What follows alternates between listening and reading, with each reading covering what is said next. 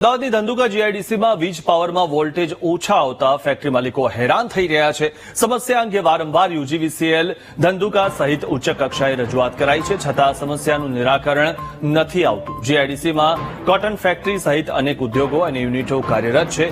વળી સિટી 2માં રહેણાંક વિસ્તારોની સાથે આખી જીઆઈડીસીનું કનેક્શન હોવાથી મોટી તકલીફ થઈ રહી છે. ત્યારે ધંધુકા જીઆઈડીસીને અલગથી વીજ વ્યવસ્થા આપવામાં આવે તેવી માંગ કરવામાં આવી રહી છે. ઓછા વોલ્ટેજના કારણે ફેક્ટરીઓમાં મશીનરીમાં પણ નુકસાન થાય છે અને ઉદ્યોગોના ઉત્પાદનમાં પણ માઠી અસર પડી રહી છે.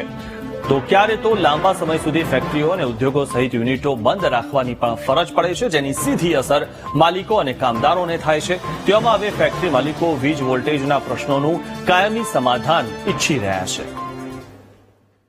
અમારે 400 થી 402 જ વોલ્ટ આવે છે, 440 વોલ્ટ જોઈએ. અહીંયા ધંધુકા જીઆઈડીસીમાં ફેઝ 2માં 7 જીની ફેક્ટરી છે અને 5 ચણાની ફેક્ટરી છે. સામેની સાઈડ ફેઝ 1માં પણ ઘણી બધી ફેક્ટરીઓ ચાલે છે. એમાં 2-3 જીની ફેક્ટરી છે કપાસની અને એક પથ્થર દળવાની ફેક્ટરી છે. એ લોકોને પણ 400 kVA નો પાવર છે. મારે 290 kVA પાવર છે અને એમાં વોલ્ટ બહુ ઓછા આવે છે અને જેના હિસાબે આખી લાઇન ટ્રીપ થઈ જાય છે.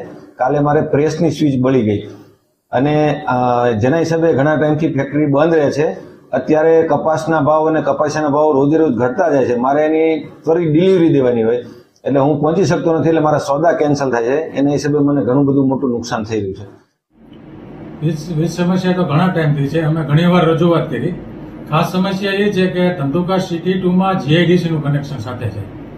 જે સિટી 2માં કંઈ પણ પ્રોબ્લેમ આવે કે તો એના હિસાબે સીધું જીઆઈડીસી ના દરેક યુનિટ બંધ થઈ જાય છે. દાખલા મારે ઝેડસીબી કંપની છે મારી, એમાં જયારે લાઇટ જાય પછી ફરીથી ચાલુ કરવા જયારે મારે ટોર્ક લે સીધો તો 500 HP ની મારી મોટર છે. હમણાં મારે 500 HP ની મોટર પડી ગઈ. એટલે લાઇટ જાય ને ફરીથી જયારે લાઇટ આવે પછી મારે બિલ ચાલુ કરવા જો એક સીધો 7,000 થી 8,000 રૂપિયાનો ખર્ચો એક ચાલુ કરવામાં જ આવે છે. મેં વારંવાર રજૂઆત કરી કે ભાઈ સિટી 2માંથી અમને જીઆઈડીસી ને પર્સનલ આખું નોખવું આપો, પણ આ જીબી વાળા કોઈ એનો કોઈ અમલ કરતા નથી.